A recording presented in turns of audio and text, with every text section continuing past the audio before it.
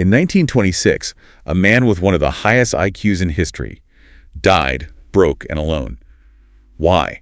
Because, well, intelligence is actually a trap if you don't have this one specific trait. Right. Goal setting and raw brain power mean absolutely nothing if you don't understand the physical glitch in your own biology. Exactly. If you're obsessed with the why behind human success, you're in the right place. Hit subscribe and turn on that bell to join the Insight Lab. We drop deep dives like this every week to help you outsmart the average.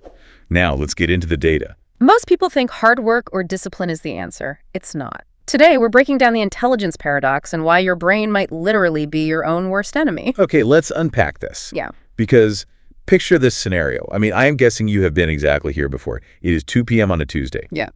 You woke up this morning with the absolute best of intentions. Yeah. You looked in the mirror and promised firmly, that you were going to hit the gym this afternoon. No excuses. We all do it. Right. But right now, at 2 p.m., you are not at the gym. Instead, you're somehow like 3 episodes deep into a documentary about the history of bronze casting something you didn't even know you cared about. And you're just mindlessly eating pretzels straight out of the bag. Exactly. Yeah. You sit there staring at the screen thinking, why does it feel like my own brain actively hates my goals? It is an incredibly universal frustration. We experience that feeling of just complete betrayal by our own minds, and the immediate reaction is almost always self-blame. Yeah, we call ourselves lazy. Right. We label the whole episode as a massive personal failure, but the neuroscience we are looking at today completely flips that script. Because telling someone who is stuck on the couch to just do it has like a 0% success rate. 0. So let's examine the actual gray matter. To understand why 90% of New Year's resolutions die by February, we first have to recognize that we aren't dealing with one single unified mind. That is the foundational shift in perspective you need to make right off the bat. When you are debating whether to work out, you're essentially experiencing a neurological tug of war. Wow, okay. There are 2 very distinct forces battling for control. On one side, we have the prefrontal cortex. You can think of this as your brain's CEO. It handles logic, planning, and your long-term vision. I genuinely like the CEO. Yeah. The CEO sounds responsible. It wants me to succeed in life. Sure, but the opponent in this daily tug-of-war is a structure called the basal ganglia.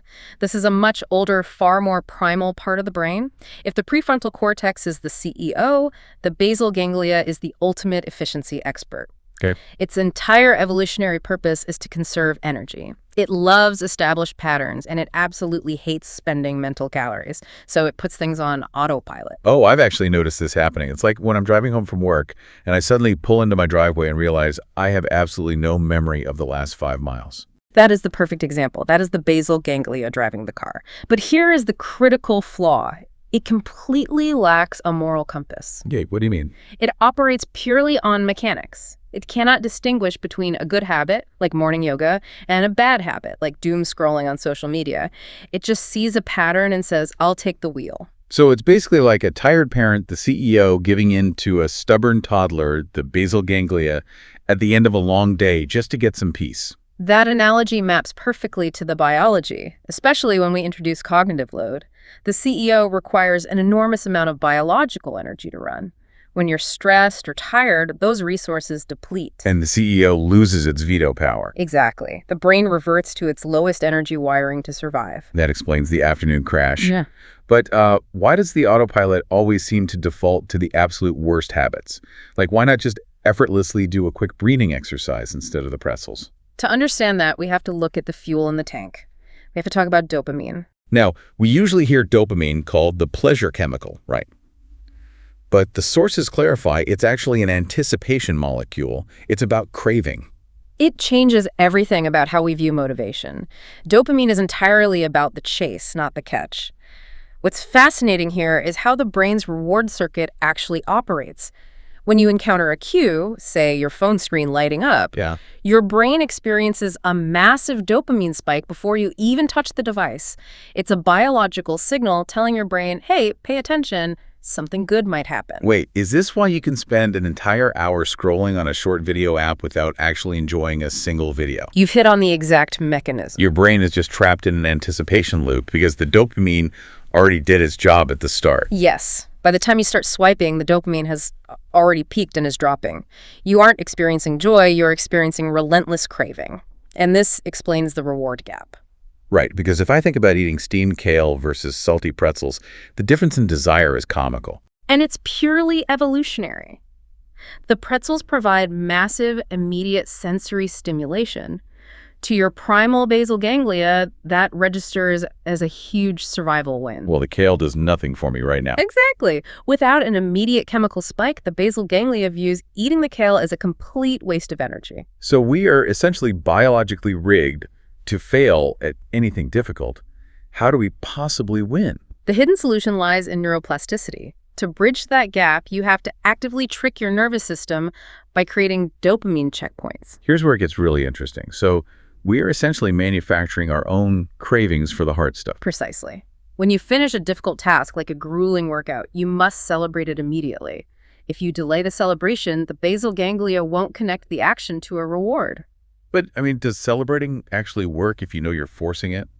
Doesn't the brain know I'm just faking a dopamine checkpoint when I awkwardly fist pump in my living room? It is a very logical pushback. Your CEO knows it's manufactured, but the lower brain operates on a somatic feedback loop. Meaning it's just looking at the physical cues. Right. The physical act of smiling or expanding your chest sends signals back to the older parts of the brain.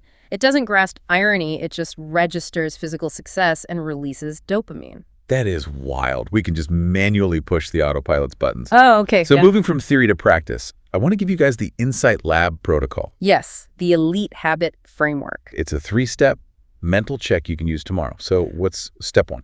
Step 1 is habit stacking. It relies entirely on the autopilot's absolute love for existing patterns. I hear this term a lot, but how does it relate specifically to the basal ganglia?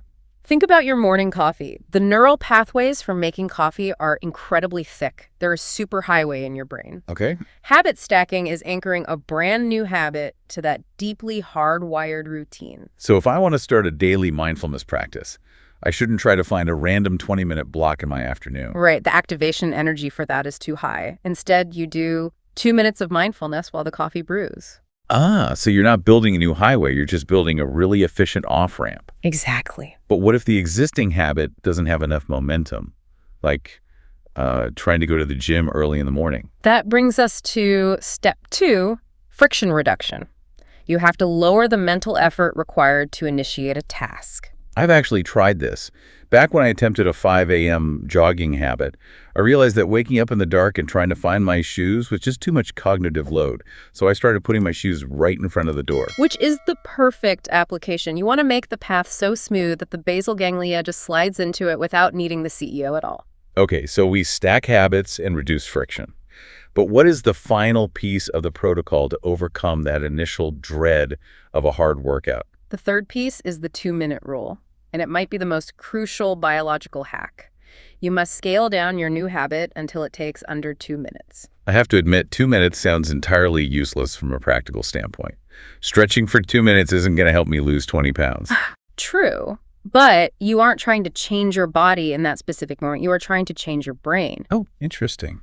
When you set a massive goal, like a 1-hour workout, your amygdala, your threat detection center, perceives that as a massive expenditure of energy. It actually triggers a stress response. Because it thinks we're threatening our survival by wasting energy. Right. But if you mentally commit to just 2 minutes, the energy requirement is so microscopic that it flies completely under the amygdala's radar. So what does this all mean? It's basically like sneaking past your own brain's change alarm. You aren't trying to rebuild the whole city in one day. You're just laying a single brick. So quietly, the brain accepts it. If we connect this to the bigger picture, once you establish the habit of just showing up for 2 minutes, you shift your identity. You establish the neural pathway. You become the person who does the thing. Exactly. And then you can gradually expand the duration without triggering the stress response. This completely reorients how I look at my own behavior. Failing at our goals isn't a sign of laziness. We are just biologically programmed to fiercely conserve energy. Right. Understanding your hardware is the mandatory first step to upgrading your software. If you realize your willpower is a trap, you're only halfway there. Because the way your sleep environment is designed actually determines if you can use your IQ or these habit tools at all. Watch our breakdown on the billionaire sleep myth right here to complete the puzzle. It is the absolute essential next step for taking back control from your autopilot. Keep laying those microscopic bricks, force those dopamine checkpoints, and we will catch you on the next deep dive.